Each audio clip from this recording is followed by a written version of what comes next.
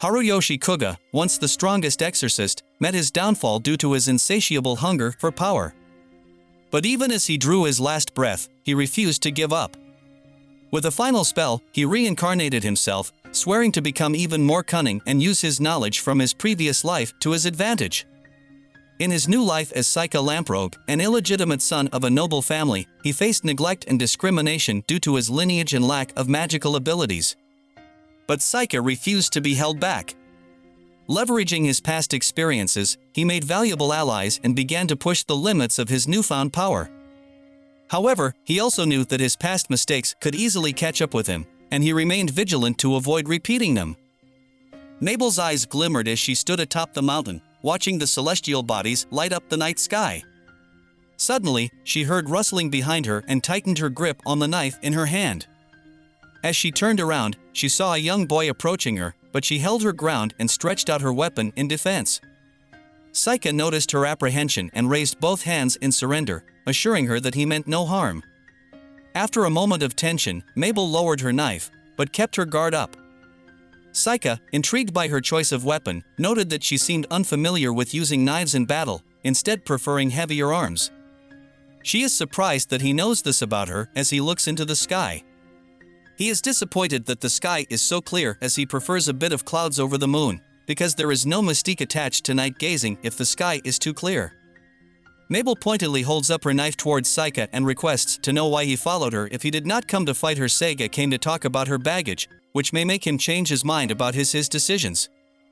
If she tells him to her he's insane for suggesting that he finally wants to talk after what has transpired, Saika was confident that she was not trying to kill him or even the man who had stumbled upon them earlier. She accuses him of being the one that looked like he was going to kill her, but he denies it. She had hoped that if she could hurt him by breaking a few of his limbs, he would drop out the next day. She looks intently at him like she is trying to find any form of injury, and she asks him if she succeeded in hurting him or if he healed himself. He refuses to give her a direct answer. She proceeds by begging him to withdraw, because if they fought for real, she will not lose to him, as there is a reason why she would not lose. She frantically begs him to withdraw as she will not go easy on him in a fight, and she cannot afford any more death on her hands. Saika reminds her that she is a stand-in for AMU and her mission is to win the tournament and impersonate the hero.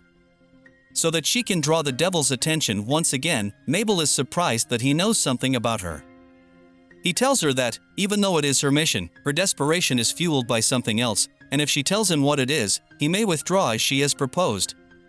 While she is impressed, she points out that his information is a little inaccurate. Contrary to what he knows. Her mission is to be killed by an evil-eyed swordsman, which will make the devils think that the hero is dead. Saika asks if Kyle is also a plant and she tells him more. The leg rock merchants train talented slave children to use as soldiers like her and Kyle, which explains her fighting style. When the merchants train a soldier, they open the soldier's skull and engrave magic in their brain, which makes them unable to feel fear, anger, or doubt. Currently, they are in the process of testing to see if Kyle is a real soldier amongst the soldiers they are trained.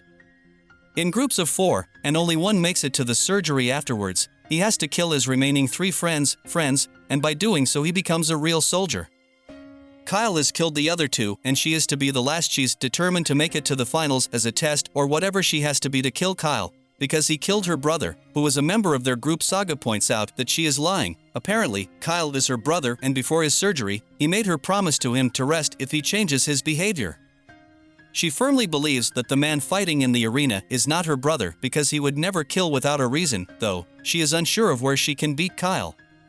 She is willing to try because either way the merchants will dispose of her. Saika offers to fight Kyle in her place, but she shuts him up because for people like her, there is no happy ending. That's a fact. She's long accepted, but Saika vows that as long as he is at the academy, nobody will hurt. Her Saika tells Mabel that Kyle's wish will most likely be for his sister to live happily and freely instead of killing him or other people. While she agrees, she remains willing to face off with him in the next day's match, and Saika promises to show her that he is the best there is with that. They both go their separate ways. It's the day of the match. Kyle is already in the finals and waiting to face off against either Saika or Mabel in the semifinals in the arena. Saika asks Mabel about her massive weapon and she retorts that she is going all out because she is done playing hero. Saika is genuinely interested in seeing her true potential, but Mabel reacts in a hostile manner, calling him a noble brat who has had it easy all his life because of his status. She boasts that he will be unable to beat her in the match commences, and everyone wonders who will win. Mabel moves about the arena wielding her weapon against Saika and using magic while he stays in one spot with a small weapon and casts his magic repeatedly. After the fight, Saika wins the match by decision and proceeds to the finals. これで君の本当の力が見僕の八景の術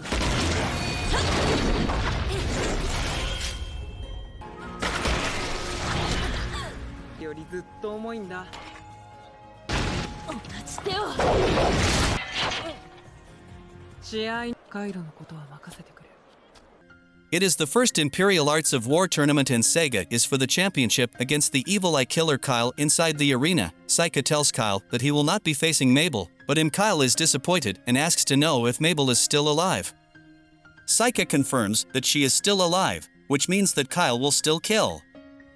Her Saika tries to reason with Kyle that he must not follow every order, but Kyle dismisses him because it has nothing to do with him. Saika insists that he does not like it. What Kyle is doing is her only family. Kyle is meant to value Mabel rather than follow orders that will harm her. Saika vows to have Kyle apologize to her. After defeating him, Kyle scoffs at this pronouncement.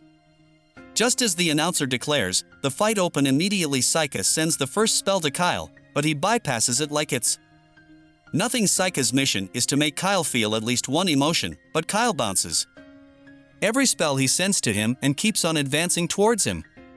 The arena is covered in red mist so that everyone outside the ring is unable to see what's happening anymore, but Kyle is undeterred as he continues to move. Seiko wishes that Kyle would react a little to one of the spells he is casting, but he shows no outward sign of the effects of the magic. Saika summons a beast and it attacks Kyle's barrier again. Kyle shows no sign of fear. Instead, he continues advancing till the beast knocks him to the side. Kyle falls with a great thud and lays unmoving. Saika asked the beast if he held back, and he said yes and went off. Saika tells Kyle that if he still had his emotions, he would have been scared of the beast because it is far stronger than him.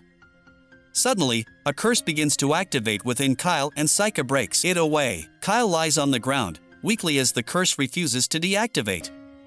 Even after Saika puts a barrier around them, Kyle is barely able to talk, which upsets Saika as he tries to do all he can to revive him. Saika draws closer to Kyle, again hoping that there is enough time to break the spell well.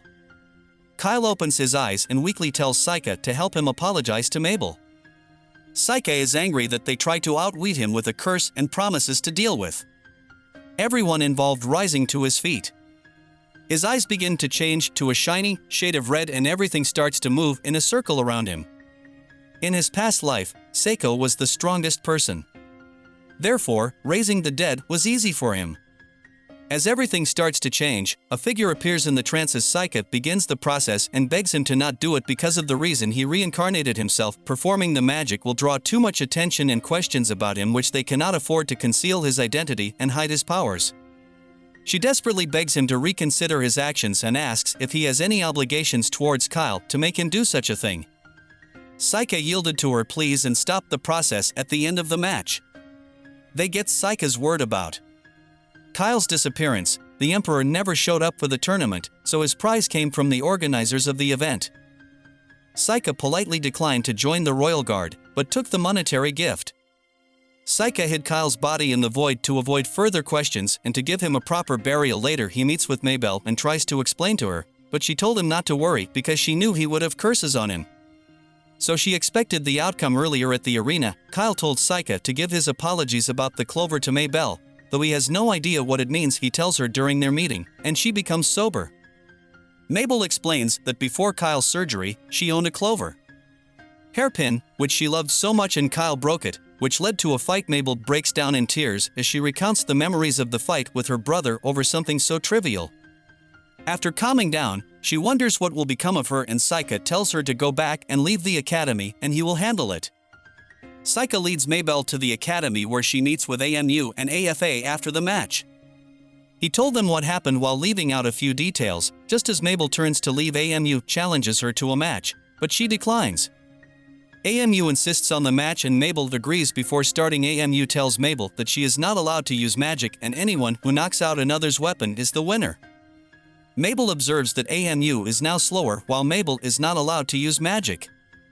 AMU is allowed to use it, which makes it a handicap match. AMU instantly knocks out Mabel, which makes her the winner. Mabel falls from the impact of the magic as AMU cheers around happily. For winning, AMU calls her out for wanting to fight her brother, but Mabel tries to explain that it was neither about winning nor losing. AMU stops her from talking and accuses her of lying to her. Mabel is not some needy little sister waiting for her older brother's approval, but a sister who wants to surpass her brother, and the tournament would have allowed her to achieve that. AMU proposes that they get along because she does not have a sparring partner at the academy and would like to have another match with Mabel. The two girls shook hands over their new partnership and headed out. Meanwhile, Saika goes for a meeting with an older person. He tells her that he saved Mabel during the tournament, and she explains that the merchants sold her to the academy. The merchants intended to market their soldiers at the tournament, but after the outcome, they wanted another deal.